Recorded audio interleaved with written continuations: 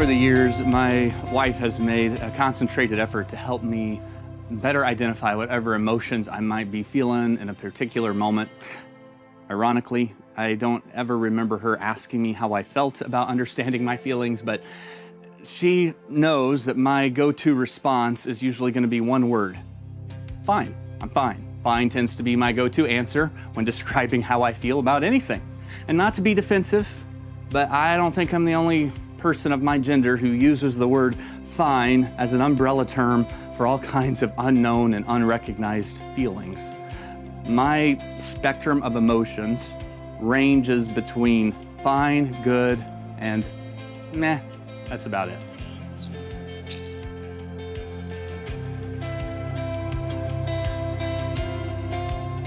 To help me better identify my emotions, my wife has this tool she uses that she calls the wheel of emotions. And for a period of time, the wheel of emotions hung on our refrigerator at home as a way to help our whole family navigate whatever feelings we might have in a given moment. And so this wheel gives you dozens of options when it comes to identifying how you feel. So instead of just saying, I feel angry, the wheel might help you recognize that you actually feel more disrespected or you feel more withdrawn.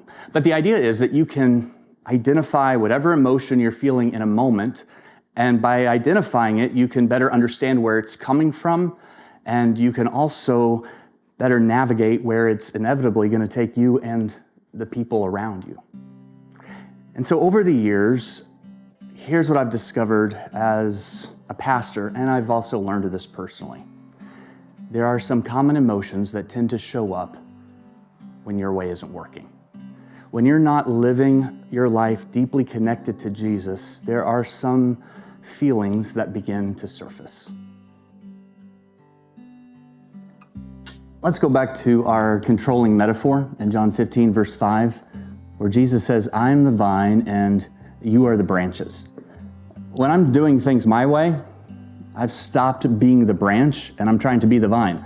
In other words, I'm trying to live my life out of my own strength and wisdom. I'm trying to bear fruit from my own efforts.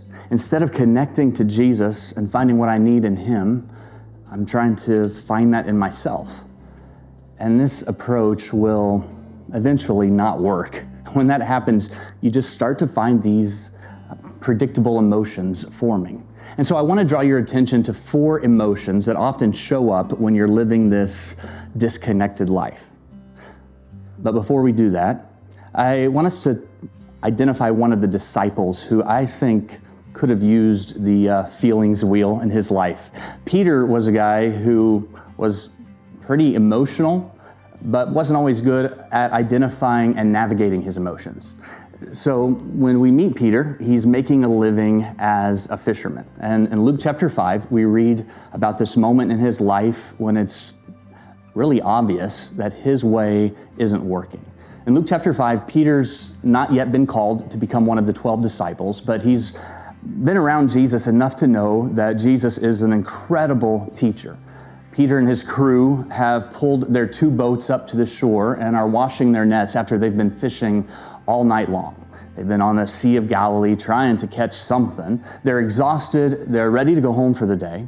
But Jesus has other plans. Verse 3 tells us that Jesus got in one of the boats.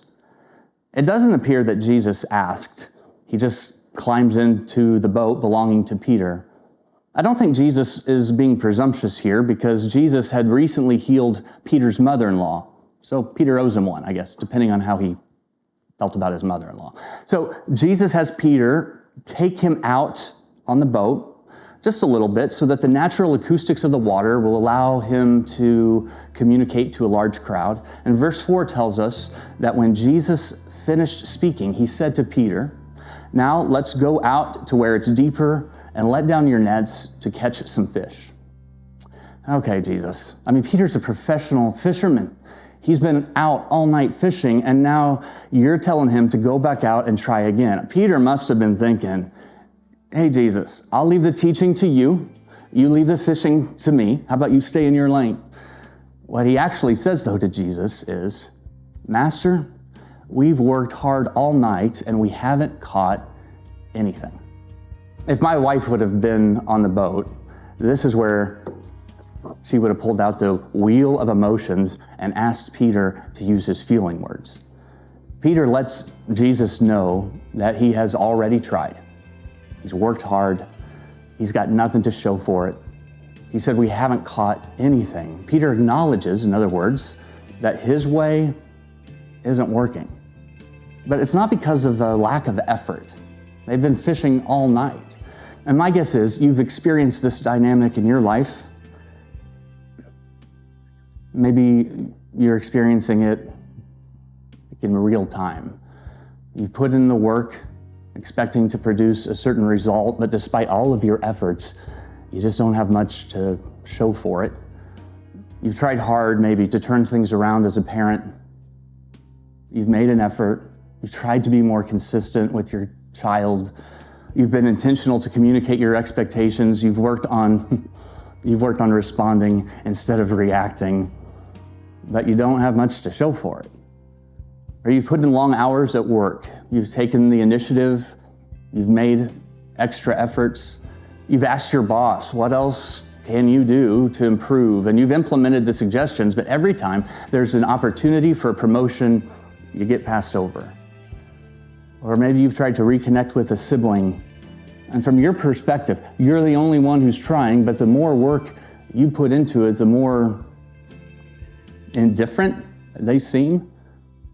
Or you've worked hard on your marriage, like you've read the books and you've listened to podcasts and you've even attended a conference and gone to a counselor.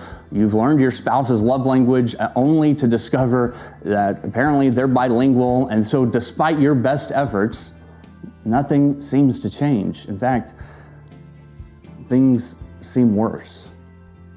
So let's talk about the emotions that show up when this is where we find ourselves, when our way isn't working. There are 4 feelings, and sometimes these feelings are progressive in nature.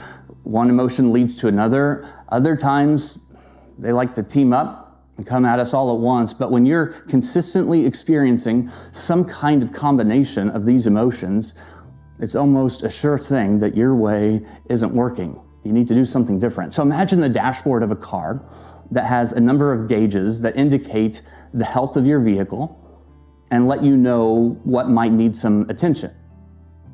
I'll give you an emotion and define it, and you think about that as a gauge for your life. And then I'll use that emotion in a sentence so we can have an example of it. So the first emotion would be discouragement. Definition of discouragement would be a loss of confidence and enthusiasm. Here's the sentence. When nothing changed between the mother and her teenage daughter, the mother struggled not to give in to discouragement. A second emotion would be fatigue. Definition of fatigue, extreme physical and mental tiredness that comes from a prolonged period of concentrated exertion. He started off strong, but his pace wasn't sustainable, and fatigue set in. Here's a third emotion, frustration. Definition of frustration would be upset or annoyed, especially because of an inability to change or achieve something. When she didn't respond the way he expected her to, he slammed the door in frustration. One more feeling that tends to come when your way isn't working, anxiety. It's a feeling of worry or unease, typically when facing an imminent event or an uncertain outcome that you have no control over. Here's the sentence. The 5-year plan for his new business was turned upside down by an unexpected pandemic, and it left him feeling overwhelmed with anxiety. When your way isn't working, you'll notice some combination of discouragement, fatigue, frustration, and anxiety. And maybe you're thinking, well, look, I almost always feel that way. Okay, you said it, not me, right? Or maybe you don't think any of those emotions describe you, but I wonder if some of the people around you might disagree.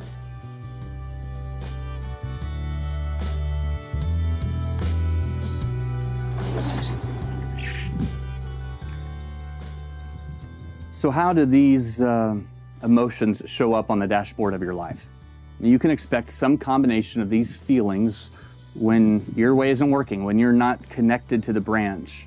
So if you're feeling a little bit discouraged or tired or frustrated or anxious, how do you respond? Well, let's look at Peter's response in Luke chapter 5, Peter's way isn't working. He knows that. And Jesus tells Peter he wants him to do the same thing he's been doing, with one exception. This time, Jesus is going to be in the boat. Peter's been fishing all night. He hasn't caught anything. When he expresses to Jesus the reality of his situation, he probably hoped for a little bit of encouragement, understanding. When our way isn't working, when we're not seeing the desired results, that's what we want from the people around us. We want them to say things like, hey, you tried your best, give you an A for effort. Maybe next time things will work out. Peter waits in silence, though, for Jesus to change his mind about going back out and casting his nets. But when that doesn't happen, Peter gives the only response that is the right response when your way isn't working. Peter says to Jesus, because you say so, we'll let down the nets. Peter says, because you say so. He's going to obey and do things Jesus' way, even though he doesn't feel like it. What Jesus asks of Peter didn't make any sense to him. Peter was using the same boats, the same nets, the same lake. If anything, the conditions for fishing were worse, and Jesus tells Peter to go back out into the deep water. This time it's in the heat of the morning. None of the fishing books would tell you that these are fishing best practices. But Peter's response is because you say so. It doesn't make sense to me, but because you say so. I've tried it again and again my way, but because you say so. People will think I don't know what I'm doing, but because you say so. I'm tired and I'm worn out, but because you say so. I really don't think this is going to work. I don't really feel like doing it, but because you say so. Saying that, it's difficult, especially when it's different than what you want to do or what you think will work. It requires something that none of us do very naturally. It requires humble submission. Peter doesn't get a reason or an explanation. He doesn't get a guarantee. I mean, that's how most of us would want this story to go, that Jesus would say to Peter, hey, buddy, I know you're tired. I know you've been working all night. I know you guys are exhausted. I get it. You just cleaned the nets and put them away. I know you don't want to do what I'm asking you to do, but if you'll take me out there into the deep and throw your nets out again, here's what I'm going to do for you. I'm going to cause your boats to overflow with fish. I'm going to cause there to be so many fish, it'll tear your nets. If you'll humble yourself and submit to me, here's what I'm going to do for you. But that's not what happens. There's no guarantees. In John 15, Jesus promises us that apart from him, we can't do anything. But if we're the branch and we stay connected to him, that will bear much fruit. I don't know what that looks like. I don't know what kind of production you can expect. There are no specifics that are given, no guarantees that are offered. Peter has stayed up all night. This time he goes back out. What's different about this time is Jesus is in his boat. And Peter's about ready to get a front row seat to see that more than his efforts, more than his expertise, it's the connection to Jesus that leads to production. So how does Peter respond? That's the same way that we need to respond. He humbles himself. He goes back out on the water, but this time Jesus is with him. He casts his nets out. Verse 8 tells us, so when Peter saw all of this, he fell at Jesus' feet and said, go away from me, Lord, for I'm a sinful man. So picture the scene. Peter falls at the feet of Jesus in the boat. What's he surrounded by? Well, flopping all around him is evidence that with Jesus, he could do what he could never have done on his own. Unconnected to Jesus, he couldn't do anything, but connected to him, he could bear much fruit. So what I'm saying is, if you're feeling a little bit discouraged, a little bit frustrated, a little tired and anxious, I get it. Make sure Jesus is in your boat.